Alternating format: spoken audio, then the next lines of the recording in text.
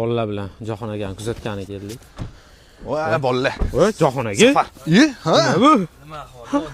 Kalish kiyib olganmiz. Realnimi? Nimaga?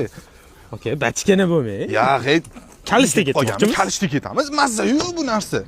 Hazillashgan aka bu bo'lmaydi. Bu kim anaqa? Mamichi nima deyapti? Nima bu? Voy, nima ekan bu? Mana buni qarang-a. O'ylab qo'ygan ekansiz-da. Ha, bunicha hozir sezgan edim. Bilmaydi-da. Qani, bitta ko'ring. Video nima deyapti? Pichu. Italyanskiy kalish degani mana shu bo'ladi, ukam. Yo'q. Ya cho'tki lekin aka, safarga chiqib ketishga zo'r variant ekan. Pichu bo'ldimi? Вообще cho'tki bo'ldi. bo'ldi. Endi sekin olib qo'yamiz-da.